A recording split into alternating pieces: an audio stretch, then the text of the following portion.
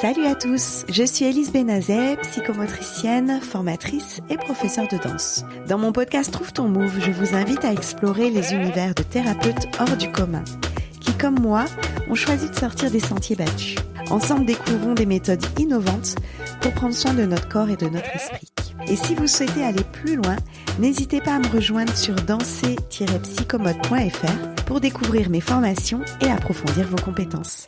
Bonne écoute! J'ai le plaisir d'accueillir aujourd'hui Lena Micheli, une artiste et une psychomotricienne aux multiples facettes.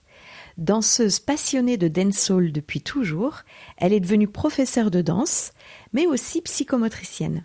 Et elle nous ouvre aujourd'hui les portes de son univers riche et singulier.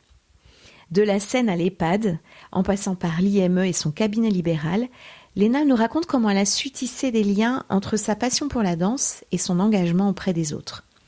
Elle nous parle de son mémoire où elle a pu faire des recherches sur la chute et l'angoisse d'effondrement chez la personne âgée, de son travail auprès d'enfants porteurs de déficience et comment elle les amène à danser, et de sa récente installation en libéral avec toutes les questions qu'on peut se poser.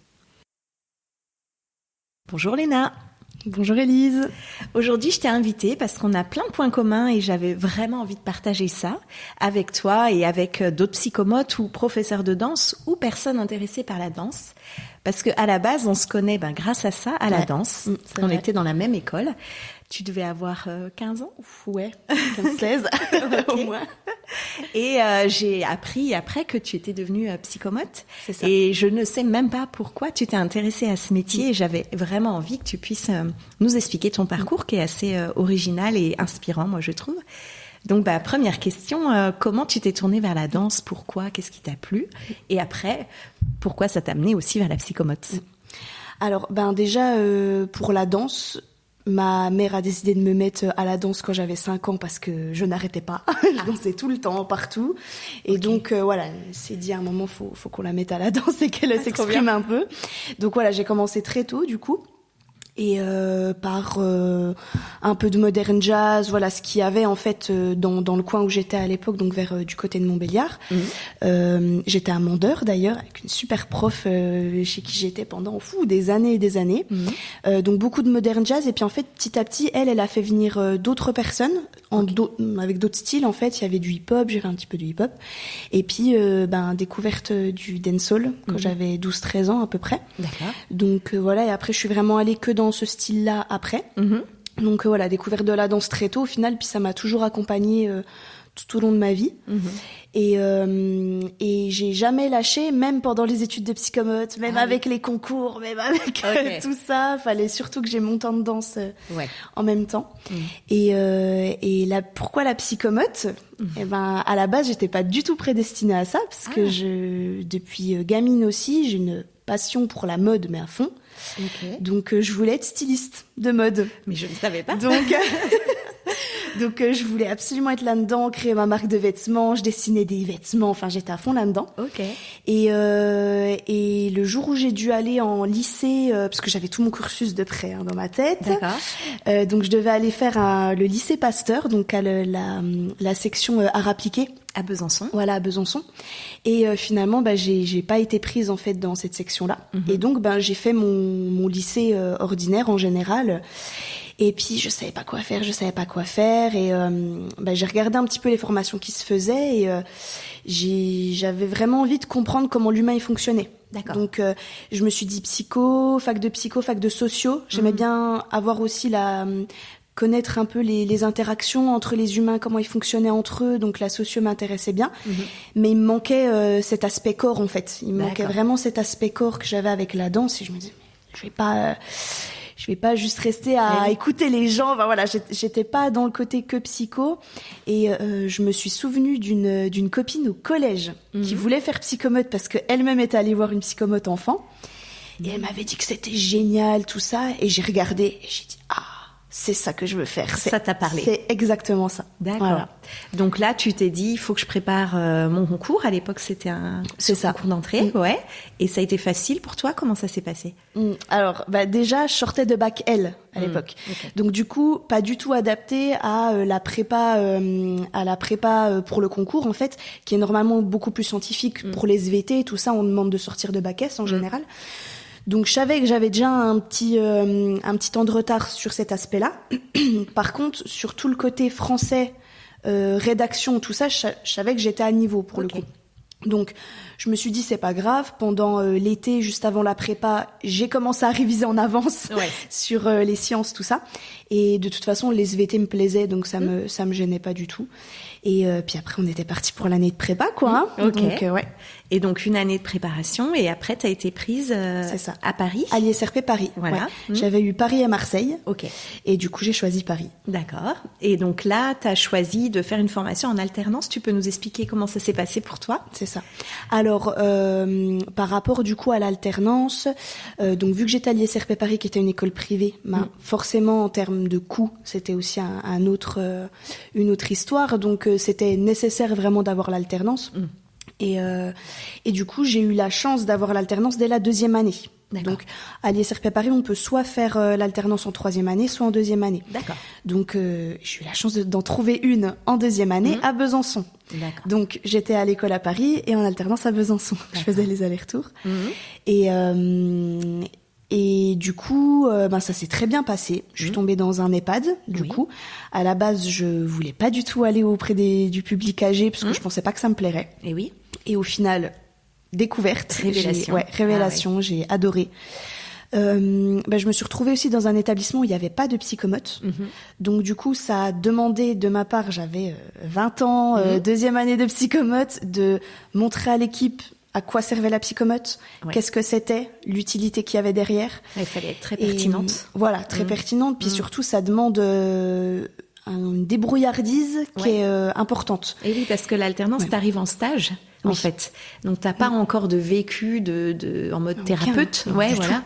Tu découvres et ta place de thérapeute, de psychomote, les outils que tu dois mettre en place. Totalement. Ouais. Donc, tu t'es créé un peu tes outils. Ça t'a obligé à cogiter, j'imagine? Ah oui, beaucoup. Ouais, il fallait tout le temps être en réflexion. Après, la chance que j'ai eue, c'est que j'avais une maître de stage dans un autre lieu, en fait, où j'allais avoir une fois par semaine, qui était aussi pour le coup très jeune et qui avait cette dynamique-là de tout le temps se remettre en question, de trouver les bons outils aussi, et de aussi toujours relativiser la place du psychomotricien en gériatrie, parce qu'on a toujours cette envie de progrès, de rééducation qu'on a derrière.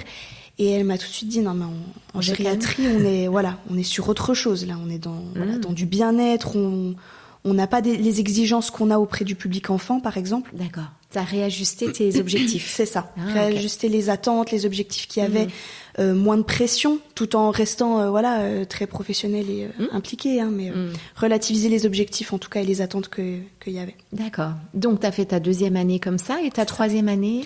Pareil, toujours au même endroit. Donc justement, ça a permis que je prenne un peu en confiance aussi, et que l'équipe aussi voit au fil du temps l'efficacité et l'avantage des psychomotes, quoi. D'accord. Donc ça, c'était cool.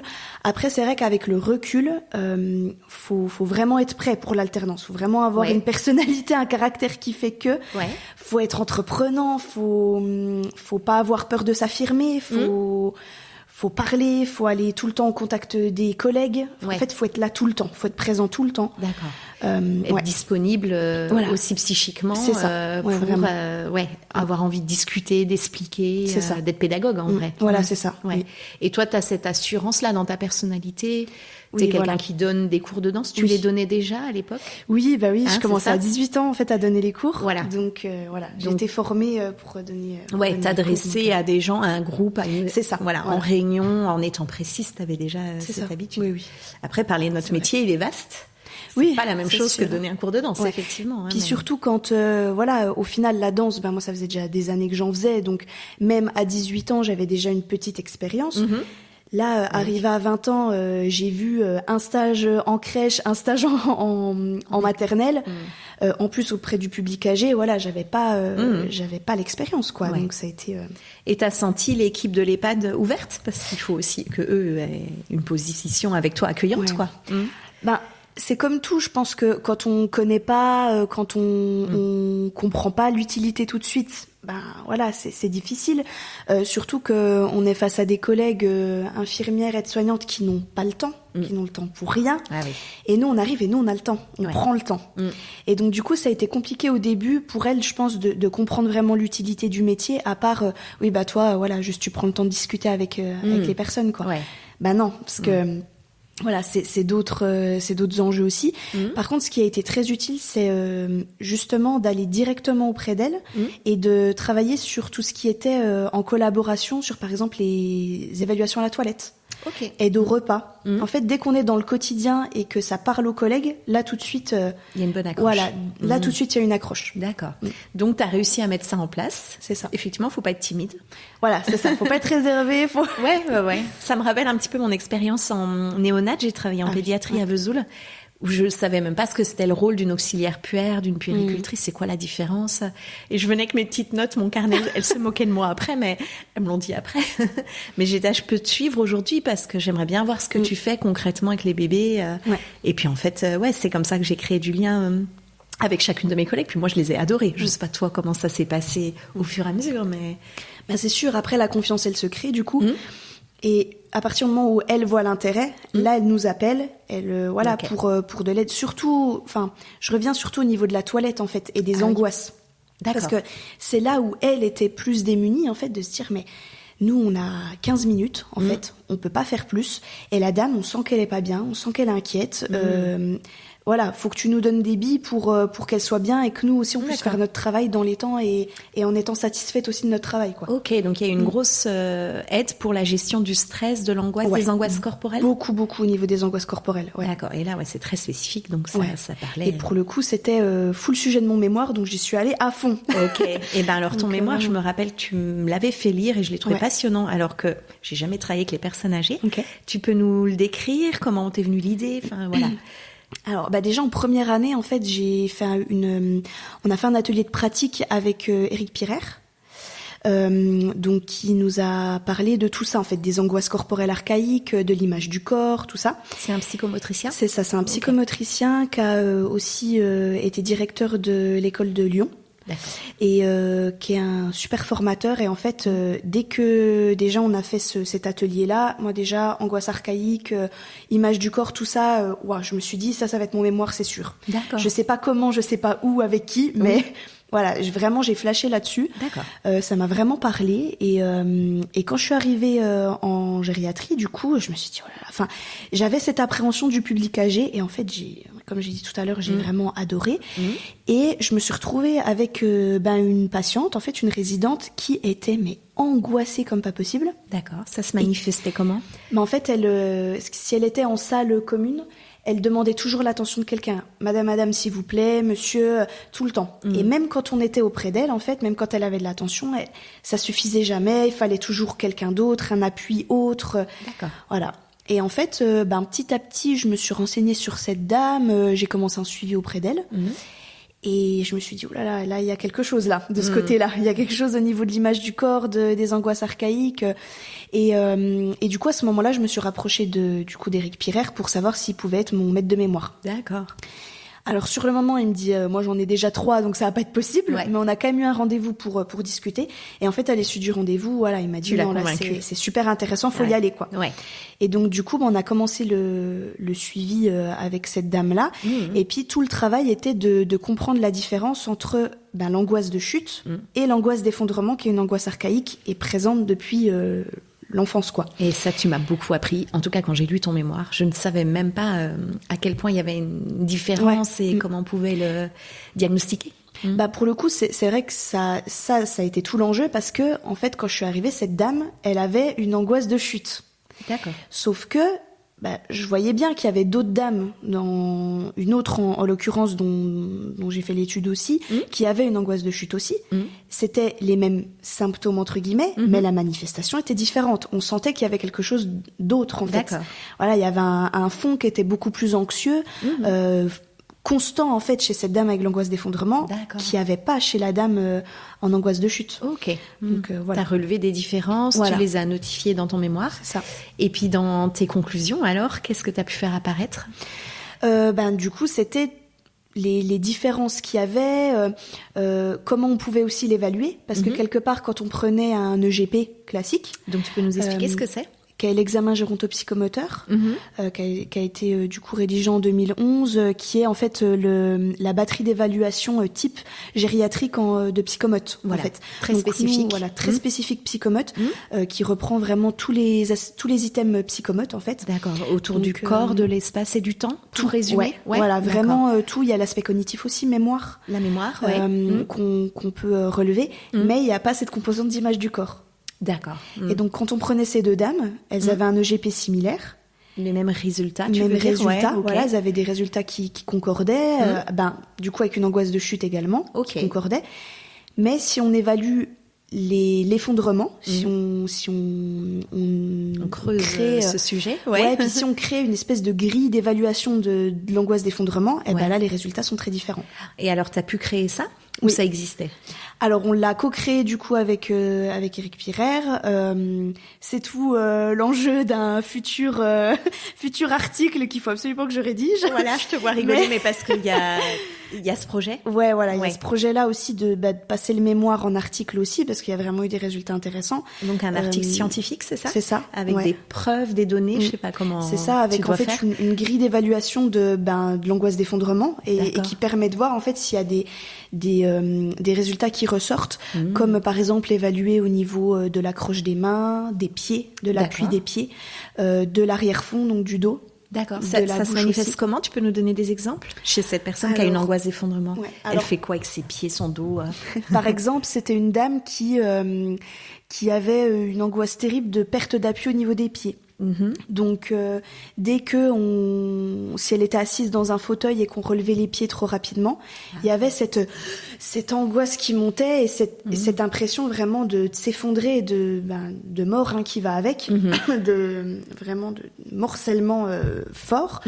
Et l'arrière-fond aussi, dès que la perte de l'appui du dos elle se faisait, pareil, ça se manifestait par une forte angoisse. D'accord. On retrouvait un tonus pneumatique aussi. Donc le fait d'avoir du coup un gonflement au niveau des poumons et jamais d'expiration en fait. D'accord. On est tout le temps en inspiration. Elle reste en tension. En tension constante en fait. Pour tenir bien droite. Pour tenir. Pour pas s'effondrer. En fait, on pourrait croire elle s'effondre pas, elle se tient bien droite. Mais c'est le tonus pneumatique. On peut voir chez les bébés aussi qui tiennent très droit et qui se détendent pas. Et c'était justement intéressant de se rendre compte que des choses qu'on peut retrouver chez des tout petits, ou même des fois dans certaines manifestations d'autisme aussi, qu'on pouvait vraiment le retrouver en gériatrie aussi. Sans qu'il y ait de troubles associés. Voilà. D'accord. Okay. Après, on s'est rendu compte aussi qu'avec cette dame, c'était pas d'aujourd'hui. Et oui. C'est-à-dire que tout au long de sa vie, en fait, il y avait ces manifestations-là. Que ça venait de son enfance aussi. Et que tout se jouait au niveau des pieds. D'accord. Parce que cette dame, en fait, elle a eu une excroissance au niveau d'un des orteils, en fait. D'accord. Et quand elle est née, c'était... mon Dieu, l'horreur en fait qu'elle ait ça, c'était un monstre. Le bébé monstre. Voilà, le bébé monstre. Aux yeux de ses parents. Voilà, donc elle n'a pas été portée par ses parents à ce moment-là. Ça a été vraiment, elle a été totalement lâchée. Une forme de rejet. Une forme vraiment de rejet, de lâchage total. D'accord. Et voilà, il y a tout eu un truc au niveau des pieds, et c'était vraiment là qu'il fallait travailler en priorité avec cette dame du coup. D'accord, donc tu as créé cette grille d'observation, donc tu as parlé des pieds, des mains, j'imagine, un espèce de grasping, une façon de s'accrocher. Exactement, c'est ça, l'accroche, ouais. Elle s'accrochait aux gens, au fauteuil, tu as des exemples ? Beaucoup, oui. Alors, elle s'agrippait beaucoup, mais l'agrippement n'était pas efficace. Donc elle était toujours dans une espèce d'hypotonie comme ça qui faisait que c'était jamais rassurant. D'accord. Et donc tout le travail... Elle manquait de force ? Ouais, elle manquait beaucoup de force. D'accord. Et donc elle était tout le temps dans une syphose comme ça, hyper recentrée sur le dos elle, rond, de très rond, regroupé sur elle. D'accord. Et l'agrippement était pas efficace du tout. Et donc on a fait tout un travail là-dessus de repousser au niveau des mains, de sentir la force, de sentir que moi je résistais, que j'étais là pour elle, qu'elle elle, même si moi je poussais, elle pouvait résister aussi. Donc en main à main, comme ça, En vous main à créiez main, une exactement. opposition. C'est D'accord. ça. Ouais. Des travails de repousser, des travails d'agrippement où il fallait qu'elle me retienne. D'accord. Et justement, en fait, en montant en tonus comme ça, en gagnant en tonus, eh ben, elle gagnait aussi en confiance et en Et ça a eu un vrai réassurance impact. physique, quoi. D'accord. Voilà. Et tu disais gros travail avec ses pieds. T'as Oui. pareil des exemples de ta thérapie? Alors en fait, tout le travail, il se faisait en plusieurs temps, et ça, c'est vraiment Eric Pirer qui m'a guidée là-dessus, parce que lui, en étant vraiment hyper expérimenté, Il avait tout de là-dessus, suite les pistes. voilà, lui, il avait tout de suite les pistes. Et donc la sous-couche, je dirais, c'était de montrer que moi j'étais là pour elle et que je tenais pour elle. D'accord. Donc c'était tout un travail je mettais les mains en dessous de ses pieds et voilà, je la regardais beaucoup, je la contenais beaucoup, de montrer que j'étais là, que je tenais, que mon corps tenait pour elle. D'accord. Dès que ça s'était fait, donc avec le fait de soutenir ses pieds par Tu exemple, mettais les mains d'appuyer, dessous. voilà, Ouais, ok. d'aller sous les pieds, de tenir, de repousser, de montrer que j'étais forte. Une fois que ça s'était assuré, en fait, c'était ensuite qu'elle prenne conscience que elle était forte toute seule et qu'elle n'avait pas besoin de moi. Ok. Et donc, c'était sur des repoussées à ce moment-là, vous allez pousser beaucoup, puis regardez, vous êtes trop forte, je me recule. Il y avait tout ça. Et une fois que ça s'était fait aussi, c'était qu'elle prenne conscience que elle avait toujours eu ça, que ça avait toujours été présent chez elle, et que c'était dans sa toute petite enfance, avec ses parents. Et ça a donné lieu à des séances impressionnantes où je suis autour d'elle, j'ai une main sous sa tête, une main sous ses genoux, donc je la contiens. Comme un tout petit. Comme un tout petit. D'accord. Et elle me regarde et me dit « Ah, mais j'ai toujours eu ça ». C'était avec ma maman, elle me sort des choses comme ça qui sont hyper ancrées et profondes, quoi. Et oui, qu'on peut revenir aussi à sa conscience. C'est ça, voilà, Ok. elle est vraiment D'accord. revenue à un truc conscient. Ok, et donc tu as noté des progrès en 2 ans, puisque tu as fait ton alternance 2 ans là-bas. Ouais. Très, très, très impressionnant. C'était Ok. surtout dans l'aspect relationnel. D'accord. Donc c'était une dame qui ne supportait pas de rester seule, qui appelait tout le temps. On a fini avec une dame où quand je terminais la séance avec elle et que je lui disais on se voit la semaine prochaine. Oui, pas de souci, à la semaine prochaine, c'était hyper apaisé et au moins 1 heure comme ça. D'accord. Sans qu'elle ait besoin de rappeler de nouveau. Ce qui était rare. Voilà. Ouais, ok. Ce qui était très précieux. rare. Voilà. Ouais. Ce qui était, même pour les équipes, du Oui. coup, ça soulageait vraiment. Ok, d'accord. Et t'as pas eu de ces nouvelles, je sais pas, après, par la suite? J'en ai eu quelques-unes. Après, c'est la dure réalité aussi des EHPAD, et voilà, c'est que malheureusement après, il y a un va-et-vient dans les patients avec des décès très rapides. Ouais. Et c'est vrai que cette dame était très jeune, mais elle est décédée assez rapidement en fait après mon départ. Ah, d'accord. Peut-être quelques mois après, 6 mois après. Ok, Donc, voilà. d'accord. Donc, j'ai eu quelques nouvelles, mais j'ai su après du coup qu'elle était décédée. D'accord. Voilà. Mais tu sais pas si les progrès ou cette façon de pouvoir s'ajuster un peu mieux quand elle était dans une pièce, ou tu sais pas non, je sais pas. ce que ça a pu Je sais pas donner. ce que ça a pu donner après D'accord. par la suite. Ok. Donc si tu dois écrire un article scientifique, comment ça va se passer? Tu sais un petit peu Oh là là là là. les démarches? Ouais, le but était vraiment de reprendre le déroulé du mémoire, mais en le faisant beaucoup plus concis et plus scientifique, plus tangible. D'accord. Donc ça, c'était toute la démarche qui était dans l'objectif de cet article-là. Après, il y a aussi tout l'aspect, comment je peux dire, de la forme, en fait, du format. Tout dépend de à quel magazine on va envoyer, à quelle revue. Donc en fonction des revues, il y a un nombre maximum de caractères, un nombre maximum de pages, une mise en page spécifique, des normes comme les normes APA pour le mémoire, il y a d'autres normes de bibliographie. D'accord. Donc voilà, donc là j'avais 2-3 revues en tête, et le but c'était d'adapter à chaque fois en fonction de la revue. D'accord. Voilà. Oui, t'as pas forcément à aller chercher d'autres cas cliniques, d'autres patients pour écrire un article plus poussé. Pour l'instant, c'est déjà une première... En tout cas, pas pour l'instant. Une première approche, voilà, ébauche. c'est ça. D'accord, C'était ça. trop intéressant. Ah ouais, faut que tu partages ça. Ça serait bien, ouais. Mais oui, faut que je psychomote trouve qui crée, le temps, faut que je prenne le temps, pas voilà. que je trouve, que je prenne le temps. Écoute, on verra ce que ça donne, mais ouais, le sujet est passionnant. Et on sent que tu as beaucoup travaillé avec ton feeling. Oui, en tout beaucoup. cas, pour choisir ton métier, pour choisir ton maître de stage, quand ce prof t'a raconté ça, voilà, quand tu as vu ces 2 dames que tu as pu un peu comparer, tu t'es questionné. On sent que ça crée une question chez toi, puis tu la lâches pas, quoi. C'est ça, ouais.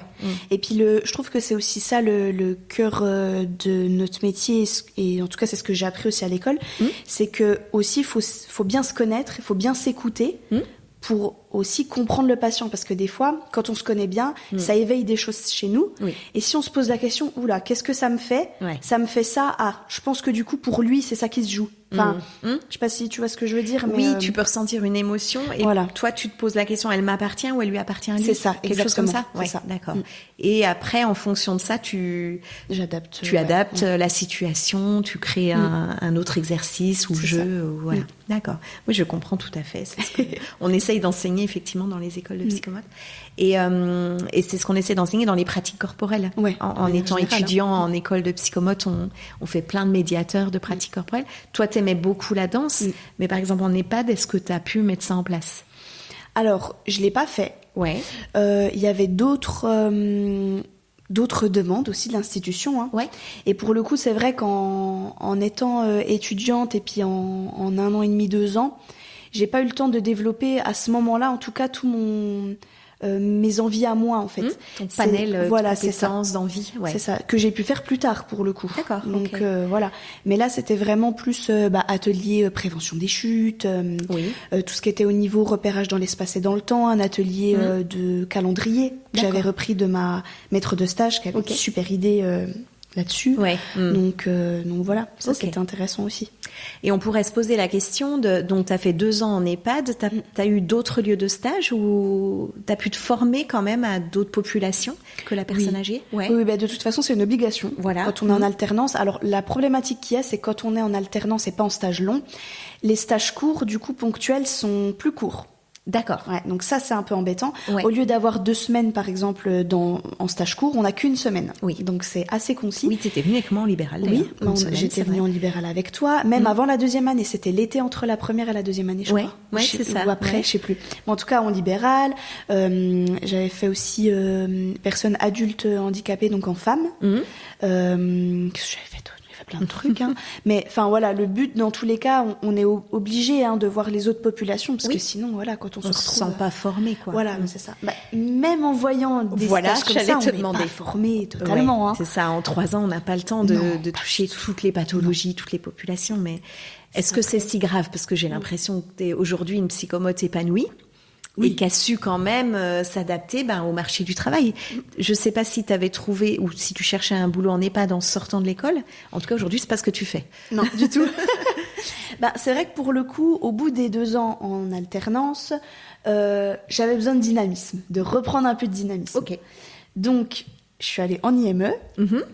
Donc avec des jeunes porteurs de déficience. C'est ça, enfants avec déficience et du coup TSA. Et autisme. Et du coup, là, je voulais du dynamisme, j'en ai eu. Donc voilà, j'ai fait 2 ans là-bas, donc à mi-temps, avec du coup la danse toujours en parallèle à côté. Tu donnes tes cours de danse et c'est une petite rémunération c'est ça. pour toi. Une bonne, c'est la moitié de mon activité. Hein. C'est une activité parallèle. Et puis un tout petit peu de libéral à ce moment-là. Vraiment juste à domicile, quelques patients, voilà, juste un petit peu. Et puis je suis repartie à Paris pendant 2 ans, donc là j'ai refait un petit peu d'EHPAD parce que j'avais vraiment envie de reprendre contact avec ce public-là. Et puis beaucoup de libéral pour le coup. D'accord, en collaboration. En collab, c'est ça. Et là, aujourd'hui, depuis peu, tu es installée à ton compte. C'est ça. En libéral. Tu peux nous raconter, parce que je sais qu'il y a plein de psychomotes ou autres thérapeutes qui se demandent ce qui se passe au début, les démarches, le stress. Comment tu vis tout ça? Alors, je dirais que la facilité que j'ai eue, c'est que mon auto-entreprise a été déjà faite depuis longtemps. Donc, quand on s'installe, normalement, il y a toutes les démarches de créer une auto-entreprise. Après, je sais qu'il y a plusieurs statuts, mais je les connais pas forcément. Ok, t'es restée en auto-entreprise le plus simple. Auto-entreprise le plus simple. Et en fait, j'avais déjà ça pour les cours de danse. Donc, en fait, j'ai juste eu à mettre une 2e activité qui était la psychomotricité. Donc, tout ça était déjà fait. Donc, c'est déjà cool. Après, forcément, quand on s'installe, il y a toutes les démarches d'achat de matériel, qui est quand même hyper coûteux, donc faut pouvoir beaucoup anticiper ça. Faut déjà savoir un peu le matériel de base dont on a besoin pour travailler déjà de base, puis l'étoffer petit à petit. Trouver une salle. Trouver une salle. T'as fait des visites, comment tu... C'est ça, oui. Bah alors déjà au début, je me suis retrouvée du coup de nouveau en collaboration. Oui. Pendant 2 mois, pas beaucoup. Et puis ça m'a permis justement de pouvoir chercher des salles qui sont intéressantes à côté, de voir aussi où est située la salle, parce qu'il y a la salle en elle-même, mais il y a aussi tout l'environnement. Est-ce que c'est accessible PMR pour les personnes en situation de handicap? Est-ce que autour il y a des collègues avec qui ça peut faire sens de travailler? Là, en l'occurrence, je suis dans un cabinet d'ostéopathie. Oui. Donc avec des collègues qui sont tous jeunes dans la dynamique, avec qui c'est cool de travailler, parce que c'est détente et en même temps, c'est carré, on est au travail. Ouais. Donc ça, c'est agréable aussi. Ça, c'est vraiment, pour le coup, je trouve, en fonction des personnalités de chacun. Ouais. T'as eu un bon feeling. Voilà. Hein. Pareil, de nouveau, bon feeling. Je pense que c'est quelque chose qu'il faut dire aussi. C'est très important. C'est ça. Ouais, de s'installer avec des personnes qu'on sent bien. Ouais. On se sent à l'aise, on sait qu'on pourra bosser facilement. Puis une salle, forcément, qui est assez grande pour pouvoir faire du moteur. Et en même temps, pour le coup... aussi quelque chose d'assez cocooning où on est où c'est pas trop aseptisé, enfin voilà, c'est dur de trouver le juste milieu. Et puis quand on trouve, faut foncer, faut y aller. Donc ça y est, t'as trouvé ta salle. Voilà, ça. OK. Elle répond à tous tes besoins. Ça fait combien de temps là que t'es installée? Depuis début octobre. Donc ça fait quelques mois. OK. Et dans les démarches que tu as eu à faire, donc faut trouver une responsabilité civile professionnelle. C'est ça, voilà, les assurances, c'est ça. Et puis, peut-être des logiciels, tu as eu besoin? Qu'est-ce que tu as choisi? Ouais. Alors, pour le coup, c'est vrai que jusqu'à maintenant, je faisais beaucoup seule, toute ma facturation, tout ça. Oui. Mais vraiment, DocOrga. Ouais. Changement de vie, hein. Ah bah ouais, vraiment, c'est hyper efficace, DocOrga. Surtout là, notamment, je pense avec les PCO, donc plateforme de coordination d'orientation, avec le CAMS, qui est du coup une espèce de collaboration, en fait, avec les libéraux pour pouvoir faire tout le bilantage et le début de suivi des enfants. Et donc tout ça demande beaucoup de paperasse, beaucoup de rédaction, tout ça. Et les facturations se font automatiquement, on peut envoyer en direct au PCO, donc vraiment ça soulage beaucoup le travail administratif. D'accord. DocOrga, et puis effectivement une responsabilité civile. Je réfléchis s'il y a d'autres choses que j'ai dû mettre en place, mais... Pour les bilans, tu as des logiciels pour rédiger tes bilans, pour les coter, pour... Je fais tout moi. Tu fais tout à la main, OK, comme ça. Ce qui prend beaucoup de temps. Oui, tout à fait. Donc, on n'est pas encore hyper moderne, mais ça arrive petit à petit. Après, ça a un coût, tout ça, ces logiciels et tout. OK, donc les gens, ils te trouvent sur Internet, les patients. Ils te contactent après par téléphone, sur DocOrga ou... Alors, du coup, c'est vrai que ça a été un gros questionnement parce que... quand on est dans des situations comme ça, du coup, on sait pas forcément aussi ce qu'on a le droit de faire et pas, parce que avec nos professions, on sait qu'on n'a pas le droit de faire de pub, on n'a pas le droit, c'est quand même réglementé. Après, du coup, j'en ai beaucoup discuté avec les collègues aussi. Voilà, c'est comme ça, celles qui ont l'expérience transmettent à celles qui ne l'ont pas encore. Exact. Et pour le coup, voilà, juste un compte Google. Pour se faire référencer, j'ai pas forcément fait page jaune, tout ça. Et pour le coup, là, je suis déjà complète, quoi. Donc ça va très très très vite. Ouais, d'accord. Par contre, voilà, quand on est bien carré, quand on est bien organisé, ça va très vite. Les patients en général, il y a un gros besoin, il y a un gros besoin et encore peu de psychomotes. Et les PCO permettent vraiment, au début en tout cas, de se créer une patientèle très rapidement. Et bien sûr, c'est vraiment efficace, quoi. Ouais. Et du coup, en quelques mois, c'est complet. Tu travailles combien de jours par semaine en libéral? Alors là, pour l'instant, je travaille le lundi, mercredi après-midi, jeudi après-midi, vendredi. Oui, quand Donc même. ça me fait 3 jours en entier. Le mardi, mercredi matin, je suis à l'IME, du coup. D'accord. À voir à l'avenir, si je fais évoluer plus de libéral, parce que j'adore vraiment le libéral. T'aimes bien? Ouais, vraiment. C'est vraiment agréable. C'est varié. Les patients sont cool. J'ai de la chance aussi d'avoir des parents qui sont hyper dispo, investis. Donc voilà, il n'y a pas de problématique d'absence, de choses comme ça. D'accord. C'est pas le cas partout, pour le coup. Donc déjà cette chance-là. Et puis c'est aussi, ça dépend vraiment de chacun. C'est personnellement, en tout cas, c'est de trouver cet équilibre entre le libéral, l'institution, où au moins on a des discussions, il y a voilà, quelque chose de collégial qui se fait, et la danse. Vraiment trouver cet équilibre-là.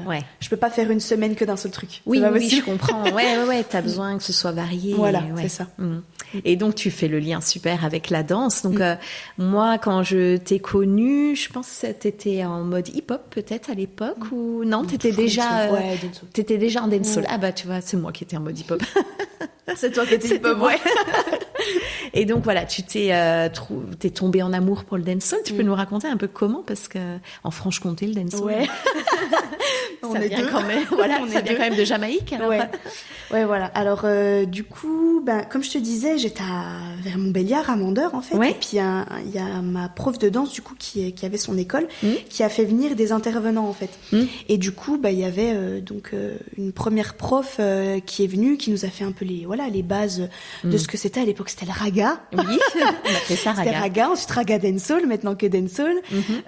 C'est une danse qui est assez jeune, hein, donc forcément, ça date des années 90. Donc, du coup, elle évolue pas encore. la musique, mais la danse, en tout cas, date des années 90. Oui. Donc c'est encore tout neuf. Oui. Donc, et en Jamaïque, eux-mêmes ne sont pas encore tous tout à fait d'accord sur les dates, sur sur les courants, les mouvements. Donc, voilà. C'est une danse qui vient de la rue. C'est ça. Hein, c'est les DJ Selecta, c'est ça, qui mixent et puis on danse, on improvise, voilà. Et ce qui est intéressant, c'est qu'il y avait beaucoup d'échanges en fait entre la musique et la danse, parce que quand on retrouve certaines musiques, il y a beaucoup de pas, de steps de dancehall en fait qui sont cités dans les musiques. Donc il y avait beaucoup d'échanges comme ça entre les danseurs et les Selecta et les chanteurs. Ouais. Et donc voilà, ça qui est intéressant. Ouais, et du coup voilà, c'est une danse qui vient vraiment de la rue, comme beaucoup de danses sociales. C'est aussi de la contestation, c'est de l'affirmation de soi sociale à l'époque. Voilà, ça vient beaucoup de ça.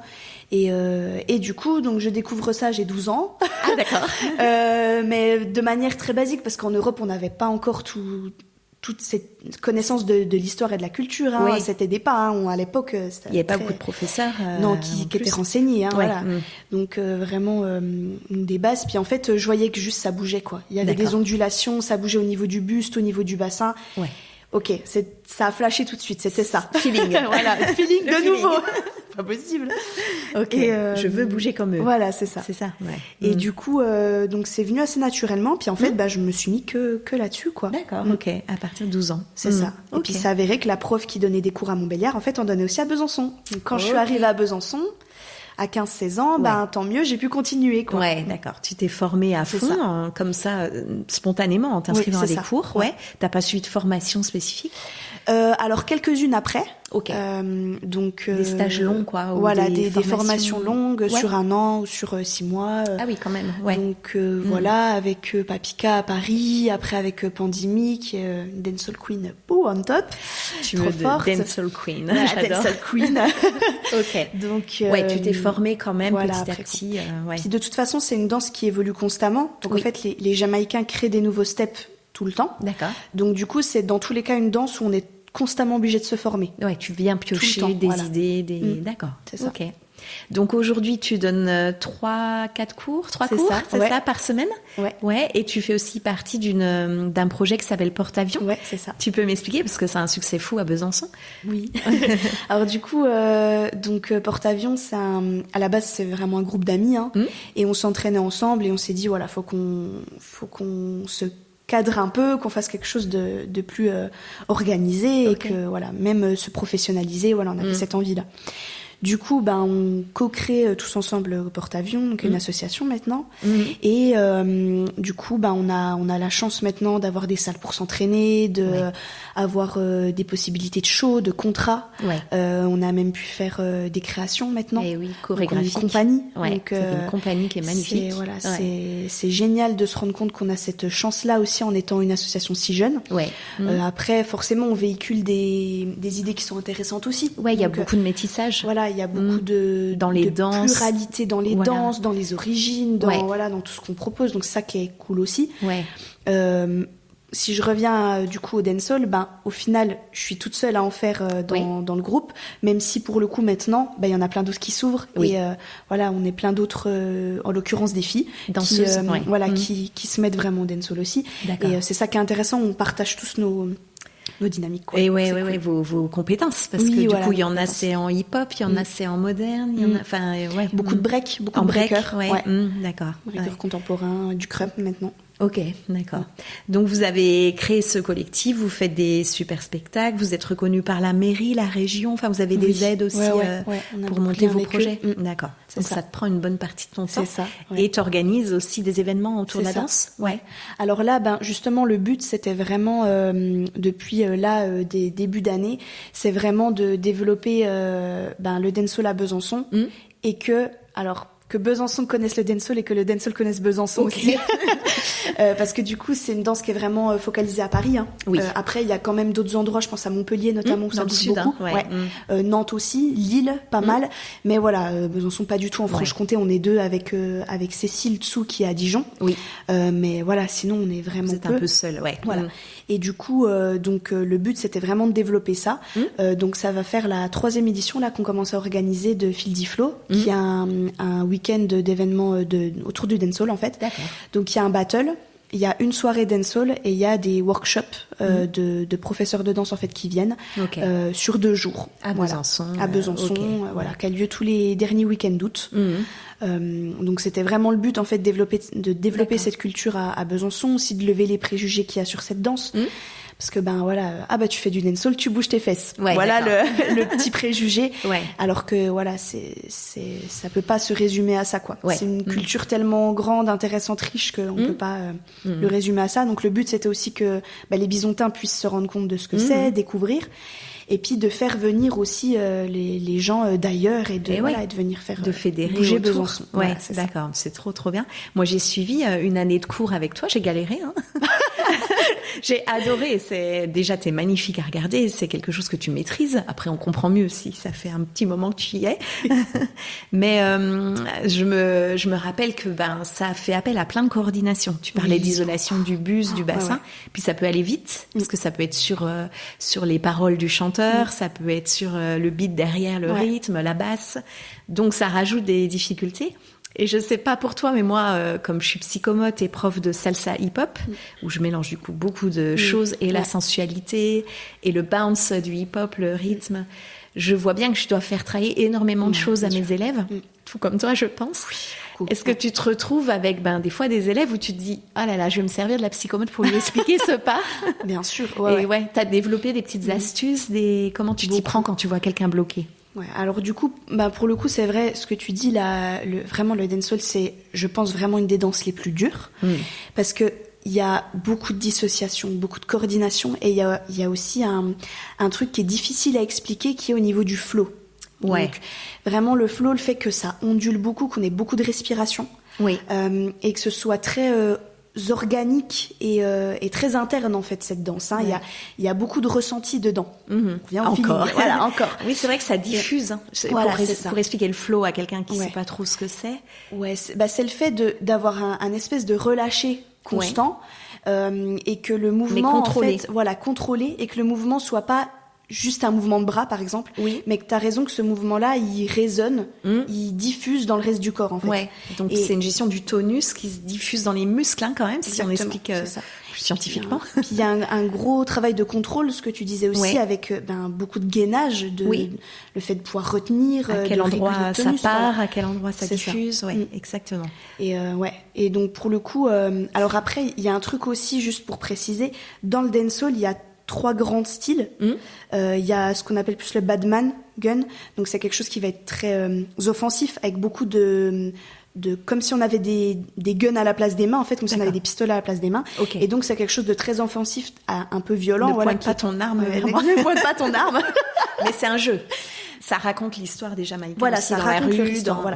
Donc c'est une danse, mais du coup c'est vrai qu'en termes de tonus ça demande beaucoup quoi. Enfin il y a beaucoup de décharge, de l'énergie, beaucoup d'énergie. Ensuite il y a plus ce qu'on appelle le smooth, donc là on va vraiment avoir beaucoup de flow, beaucoup de relâché, des choses très rondes, très douces, des vagues, des ondulations, beaucoup d'ondulations, beaucoup d'isolation du buste et du bassin. Quand on y arrive c'est un bonheur, quand on n'y arrive pas c'est une frustration. Et on a tout le côté gyal. Donc Gyal et Dancehall Queen, qui est réservé aux femmes majeures. et qui est vraiment là pour exprimer la féminité. Donc là, on va avoir beaucoup d'isolation au niveau du bassin, du dos. On se casse le dos réellement. Tu cambres, c'est ça? Beaucoup de cambrures. Ouais, d'à-coups. D'à-coups au niveau du dos, du bassin, du buste aussi. Et pareil, il y a beaucoup d'énergie en fait, parce que là, c'est la place des femmes. Tu t'imposes. On s'impose. Et là, du coup, en termes d'énergie, ça y va aussi énormément. D'accord.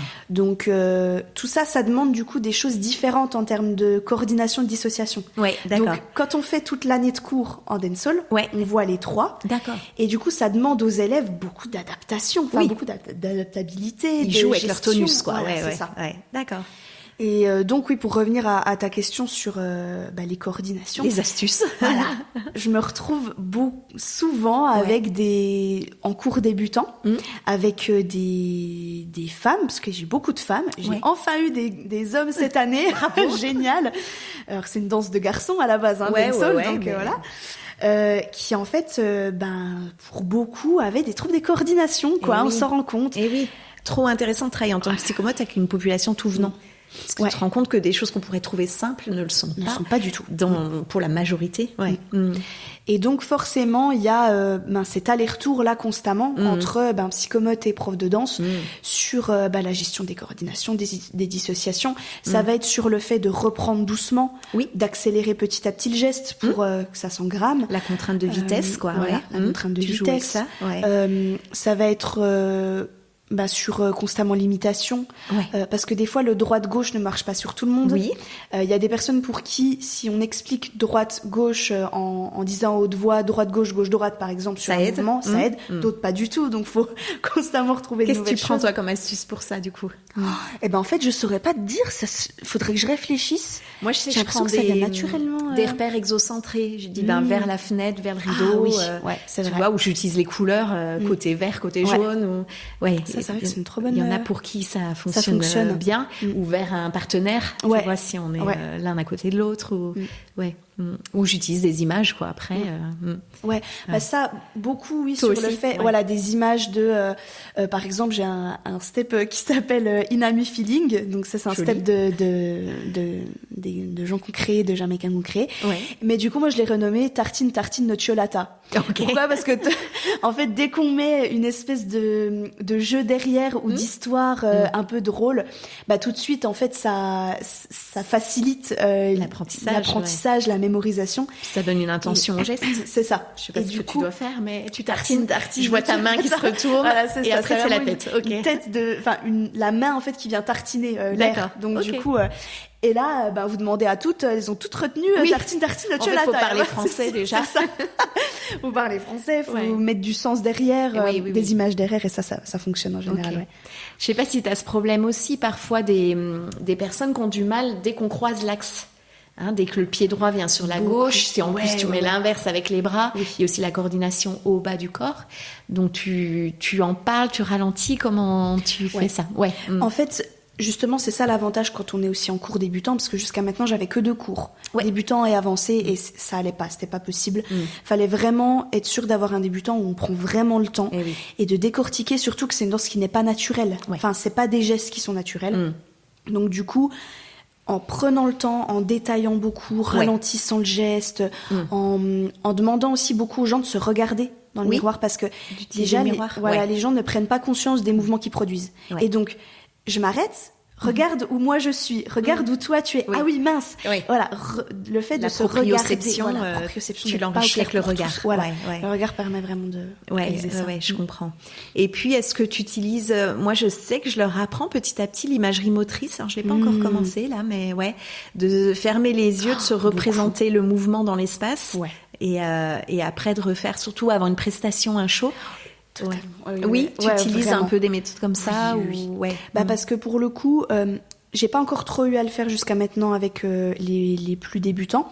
Par contre, avec les avancés où ça fait quelques années qu'on est ensemble et on a fait pas mal de shows, pour le coup, ça, je leur dis vraiment d'y aller à fond parce que ça marche tellement. Moi, je me rends compte, quand je crée mes chorés, je les crée assises, les yeux fermés, quoi. Déjà, voilà. Donc parce que j'ai besoin de sentir au niveau vraiment cognitif que ça travaille, quoi. Et quand on a créé les chorés et qu'on les a apprises, qu'elles sont dans le corps, pareil, je leur dis vraiment posez-vous, vous fermez les yeux, vous faites la choré dans votre tête. Ouais, d'accord. Vous imaginez vraiment que créer Oui, l'image, puis moi quoi. je leur demande même s'il y a un endroit où vous avez perdu le fil de la choré, parce que c'est dur d'être concentré comme ça, bien 2 sûr. minutes, 3 minutes en fermant les yeux. C'est l'endroit où ça bug. Ouais. C'est l'endroit où il faut retravailler, D'accord, refaire, tu vois. Et ça marche hyper bien après quelques essais, effectivement. Donc, Hyper efficace. ouais. Ok, donc ouais, tu as ces méthodes-là. Je réfléchis. La danse, tu l'utilises comme ça avec des personnes tout venant, mais tu l'utilises aussi en IME, j'imagine, avec des patients qui ont des troubles importants où les bases souvent sont pas construites. Ce soit l'imitation, les coordinations, C'est ça. Ouais, l'attention. Comment ça se passe? Ouais. Pour le coup, en individuel, j'utilise plus le mouvement de manière générale, je dirais. Ouais. Plus que la danse comme on l'entend avec des pas ou avec une chorégraphie derrière. Ouais. En individuel, c'est vraiment le mouvement pour travailler l'amplitude ou les coordinations, tout ça. Mais en groupe, en tout cas, là, on a créé un groupe avec mes collègues, donc avec mon collègue Profapa, l'institutrice et les éducateurs en fait qui suivent le groupe. Trop bien. C'est avec le groupe CLEX, donc classe externalisée, donc qui ont au final une disponibilité en tout cas ou du relationnel et des compétences cognitives qui permettent de créer ça. Voilà. D'accord. Parce que pour le coup, si c'était en interne avec les enfants les plus en difficulté, on adapterait vraiment autrement le groupe. Mais là, ce qu'on fait, on a un objectif en fait de représentation à la fin, donc en mai, avec un concours qui se fait en inter-IME en fait, un concours dansé. En région, en France. Région, ouais, d'accord. En région, trop donc, bien. on monte à Pontarlier à chaque fois pour le faire, donc c'est super intéressant. Et donc du coup là, le but c'est de travailler tous les items psychomotes qu'ils ont besoin de travailler, mais aussi à la fin de co-créer une chorégraphie avec un thème chaque année et donc de pouvoir présenter un show à la fin. Déjà quoi. Oui, alors cette année le thème c'était Et si demain. Donc c'est un thème qui est proposé par le concours en fait, et on a tous le même sujet. Ok. Et on propose, on l'interprète différemment. Donc là cette année c'est Et si demain. Ok. Et donc là, on est vraiment parti, on va pas trop spoiler, mais on est vraiment parti sur un truc, et si demain on revenait à la nature, ou alors et si demain on allait sur les robots à fond, on essaie là-dessus. Et puis on a 2 aspects comme ça, puis à la fin on rejoint, et si demain on était tous ensemble et que on essayait de s'aimer un peu, quoi. Ça pourrait être bien. Ah, génial. Donc c'est les jeunes qui vous donnent des idées? Oui, alors beaucoup dans la chorégraphie et dans les costumes, dans tout ça. Ah, d'accord. Donc là, on les a laissés 1 ou 2 fois sur les musiques qu'on a choisies. On les a laissés expérimenter avec une contrainte de on fait comme l'eau, on fait comme la nature, comme les arbres. Et en fait, on les a filmés. Et on va reprendre vraiment leur mouvement, on va essayer de repartir de leur mouvement pour les enrichir, les mettre ensemble dans l'espace. Voilà, c'est ça. Ah ouais, là, on part de leur matière. Mais dis donc, on retrouverait pas ton travail de styliste? Tu me parles de costume là. Ouais, ça j'adore. Mais du coup, je sais qu'à chaque fois, couture à fond. Ah oui, carrément. Tu fais de la couture? Oui, j'aime bien. Ah ouais, ok. Je vais venir te voir. Des petits cours ensemble de couture. Ah, trop bien. Donc tu vas créer les costumes aussi avec eux en fonction du thème. Puis j'ai des collègues aussi qui sont bien à fond couture, donc en général, on se met là-dessus. Donc là, tu as pu mettre ton côté styliste dans tes métiers finalement. Au final, Ok. Oui, puis moi, j'interviens dans le même IME où je travaille, mais avec des enfants qui ont plus de troubles, des troubles autistiques importants. Et j'ai essayé, alors moi, j'utilise beaucoup, tu sais, les engins de GRS, Ballon, Cerceau, Massu, tout ça. Je me suis dit, il me faut un support pour qu'il y ait de l'imitation, parce qu'ils en ont très peu. C'est dur. Et je commence à avoir les résultats là au bout de quelques mois où ils ont enregistré les comptines qu'on fait pour travailler des items psychomoteurs, pour la relaxation par exemple ou quoi. Et puis ils commencent à imiter des mouvements, à les anticiper. Donc faut s'accrocher, mais ça vient. Ouais, ça fait plaisir. Bon là, je pourrais pas faire un concours chorégraphique. Mais... oui, du coup, les enjeux sont différents, les objectifs sont différents. Ouais. Et ça, d'ailleurs, tu vas nous en parler. Il y a la sauce de Psychomote de Franche-Comté qui propose une initiation avec toi. C'est ça, comment tu l'appelles? Danse-thérapie? Danse en psychomotricité. Ouais. Parce que pour le coup, c'est vrai que la danse-thérapie, ça reste quand même différent. C'est un métier à part. Oui, une formation à part. C'est une formation à part. En l'occurrence, il y a beaucoup de points de jonction qui se font. Oui. Mais Mais là, l'objectif, ça va être vraiment en tant que psychomotricien, comment on peut utiliser la danse dans notre pratique. Ouais. Juste découvrir de manière assez succincte tout ça, comment on peut mettre en place, quels sont les objectifs de travail qu'on peut mettre, en individuel ou en groupe. Ouais. Comment est-ce qu'on peut constituer un groupe de danse aussi. Okay. Voilà, ça va être un peu les objectifs, puis que aussi les participants puissent découvrir eux-mêmes, expérimenter quoi. Ouais, des exercices corporels, oui, t'as des idées, c'est ça, de pratique. Voilà, ça va être des idées d'exercices qu'on va pouvoir mettre en place pour travailler tel ou tel item. Voilà. D'accord. Ouais, ce sera pas du dancehall. Non. Quoique, on peut s'amuser. Jamais. En fait, c'est vrai que c'est une danse qui est tellement exigeante en termes de coordination. C'est compliqué. T'as pas un cours pour les nuls. À faire. On m'a déjà demandé, moi, en salsa hip-hop, de pas faire des stages hyper débutants, intitulés un peu comme ça, salsa hip-hop pour les nuls. Parce qu'on en a pas parlé, mais il y a aussi les problèmes de rythme. Oui. Il y a des personnes qui n'entendent pas la musique d'emblée. Non. C'est rare, mais ça arrive aussi, donc ça rajoute une difficulté, c'est sûr. Ouais.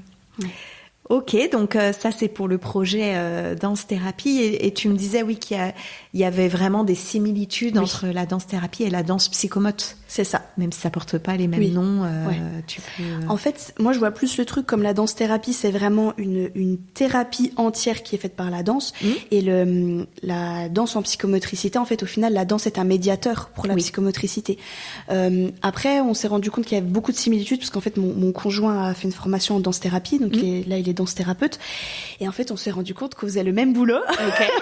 En tout cas quand moi je fais des ateliers de danse. Dans des exercices. Voilà, dans les exercices, dans comment on amène la chose, dans la forme en tout cas, c'est vraiment on est sur les mêmes manières de travailler en tout cas. Les mêmes valeurs, ok. Voilà. Alors après, encore une fois, on sait qu'il y a autant de psychomotes, autant de psychomotricité qu'il y a de psychomotes et autant de danse-thérapeutes qu'il y a de danse-thérapeutes. Donc il y a aussi peut-être ce côté de personnalité qui fait qu'on a des choses communes. Voilà, peut-être. Mais parce que je peux pas parler pour tous les psychomotes et tous les danse-thérapeutes. Mais en tout cas, c'est vrai qu'on s'est rendu compte que dans la forme, c'était vraiment la même chose. Okay. Après, pour le coup, moi, je vais chercher d'autres choses. Je vais plus aller sur le côté vraiment moteur, en tout cas. Fonction psychomotrice. Fonction psychomote. Il y a quand même tout l'aspect affectif et expression des émotions, ouverture, confiance en soi qui vient avec.